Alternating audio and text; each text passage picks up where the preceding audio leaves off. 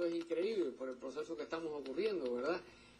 Existe una cantidad, yo escucho, ¿verdad?, de personas que están en un proceso de limbo completamente, de que hace 5 meses que no pagan y sin embargo todavía están en la negociación o que le han ofrecido unos programas transitorios de esta naturaleza sin que haya definición ninguna. Si vamos a contabilizar en una forma cuantitativa la cantidad de préstamos que están tanto por Chase como por Bank of America con Countrywide, son inmensos. Sí. Y sin embargo, este tipo de préstamos, que en realidad no tiene una base sólida económica, no aparece como pérdida, aparece como activo en los libros de estos bancos. Bueno, yo necesariamente no sé exactamente cómo ellos los ponen en sus libros. Una cosa que yo sí me he dado cuenta con lo que es Countrywide, por ejemplo, que ahora es Bank of America, ¿okay? Countrywide se ha demorado mucho en lo que yo he visto en dar las demandas de foreclosure. Ahora, claro, hay algunas situaciones en donde no lo han dado inmediatamente, pero yo creo que tiene que ver problemas con los tipos de préstamos que hacía Countrywide. Countrywide era un subprime lender, que hacía préstamos con más riesgo, ¿entiendes? Que un Chase Home Finance, por ejemplo. Y perdone que haga una pregunta en este aspecto y le interrumpa. Usted me dividió Chase en dos partes. Correcto. ¿Me puede explicar un poco más qué cubre uno de los Chase y qué cubre el otro Chase? Bueno, cada uno de los dos. El Chase Home Finance ha hecho préstamos con menos riesgo. Por ejemplo, lo que es un préstamo fijo por 30 años al 6% de interés. Un préstamo de menos riesgo. Verificaba ingresos. Lo que es JP Morgan Chase, ellos son los que adquirieron a Washington Mutual. ¿Okay? Washington Mutual fue al FDIC y entonces después JP Morgan Chase y esto pasó como en septiembre del 2008. Vamos en septiembre, octubre del 2008. En ese tiempo. Y entonces esos préstamos de Washington Mutual eran con más riesgo, lo que son los préstamos ajustables, que amortizan negativamente, y esos son los préstamos que tienen problemas ahora.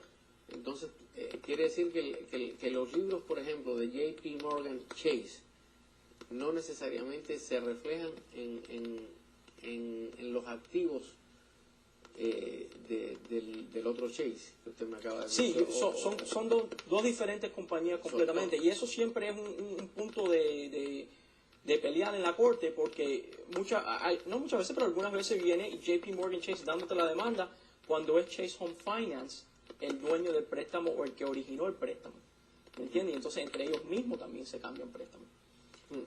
Pero legalmente hay una diferencia. Hay una diferencia. Una diferencia. ¿Y tienen que establecer esa diferencia en algún momento del proceso de foreclosure? O Claro. si no, hay un problema, obviamente no pueden hacer el foreclosure. Tienen que enseñar que ellos son, cómo ellos adquirieron este préstamo, cómo ellos adquirieron este mortgage, si ellos son los dueños del préstamo, del mortgage.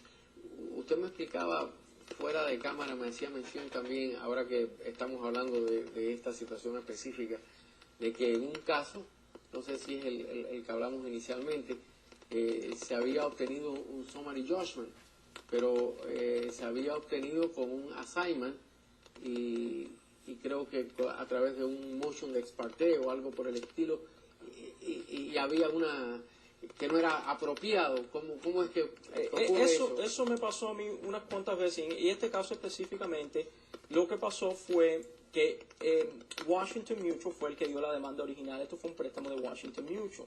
Y entonces, en septiembre, los finales de septiembre, Washington Mutual cerró y ese préstamo lo tomó el FDIC. ¿Okay? Después, en octubre, los principios del octubre, JP Morgan Chase cogió ese préstamo del FDIC. En el caso mío, lo que pasó fue en los finales de octubre, Washington Mutual sigue como los demandantes, y Washington Mutual va para lo que es un motion para Summary Judgment. Cuando tú consigues el Summary Judgment, ya puedes vender la casa entre unos cuantos meses. Claro. Correcto. Entonces, Washington Mutual pone un affidavit en la corte básicamente diciendo que nosotros somos los dueños del préstamo, tenemos el préstamo y tenemos la nota. Cuando en realidad existía un assignment del FDIC a JP Morgan Chase. Entonces ellos obviamente siguieron, eso es un affidavit que es fraude, porque eso no es la verdad. JP Morgan Chase era el dueño, no Washington Mutual. Los abogados del banco cogieron el summary judgment y después pusieron la casa para la venta. Entonces eso es una cosa que yo me di cuenta. Cuando ellos vieron que yo me di cuenta, ellos hicieron una petición ex parte, que básicamente sin decirme a mí nada, ¿okay? Para cambiar el nombre en el final judgment. Simplemente quita Washington Mutual y ponga JP Morgan Chase. Cuando en realidad ellos tienen que poner una demanda nueva. En esa situación tienen que establecer una nueva demanda para que tenga validez el proceso legal. Claro, porque ya ese demandante no es el dueño de la nota y no era el dueño de la nota antes del summary judgment. En ese mismo caso hicimos algo parecido a lo que hicimos en el otro caso con la señora, que básicamente le pedimos a la corte que parara la venta y vamos a tener un juicio sobre esto que hizo Washington Mutual y JP Morgan Chase, y el juez estuvo de acuerdo con nosotros. Básicamente dijo, mira, el día del juicio del summary judgment, JP Morgan Chase, en los récords que ustedes nos están diciendo, yo no sé si están correctos, pero ustedes nos están diciendo que son el dueño, ¿cómo Washington Mutual pudo coger ese judgment? Vamos a quitarle ese summary judgment. Y ahora en día también estamos negociando ese. Quitaron el summary judgment, no hay venta, y estamos como si fuera de nuevo otra vez, tratando de entrar en algún tipo de arreglo. En ese estamos tratando de hacer lo que se llama un short sale. Están tratando de hacerle un short sale. A usted, ahora que me dice short sale, también en conversación anterior me habían mencionado de que en algunos casos, que esto para mí es poco común, no lo había escuchado antes, a los clientes suyos el banco le había ofrecido, si le debe 200,000, le había dicho, págame 120, págame 100 y quedamos sin deuda. Como es muy interesante. Sí, en algunos casos te hacen una oferta doble. Por ejemplo, te bajamos el interés a esto y te bajamos el principal un poquito. Y un poquito nada más, no mucho.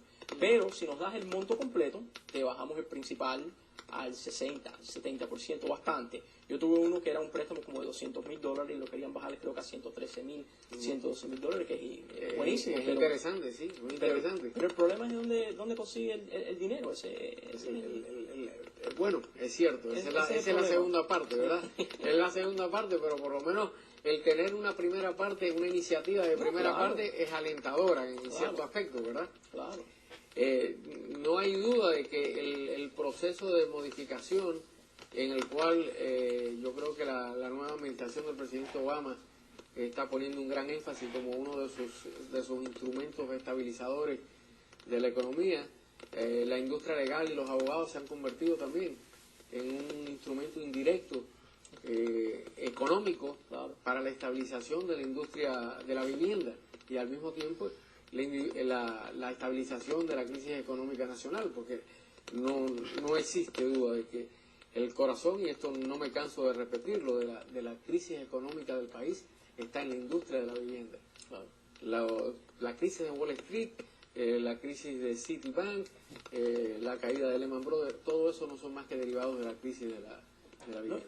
Y eso es un punto importante que dijiste, y yo se lo digo a mucha gente, que el abogado participando en la modificación es una cosa muy importante para la economía, y lo digo en serio porque si no hay esa defensa de foreclosure, no hay esa negociación de modificaciones, los bancos van a quitar estas casas.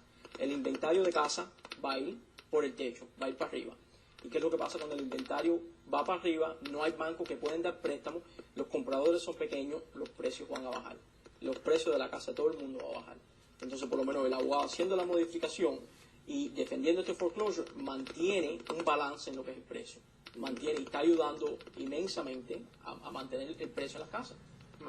A parar la caída de los precios. O a parar la caída de los precios. Parando la caída de los precios, y eso es lo que crea, poco a poco, en una forma gradual, empieza a crear la estabilización del mercado.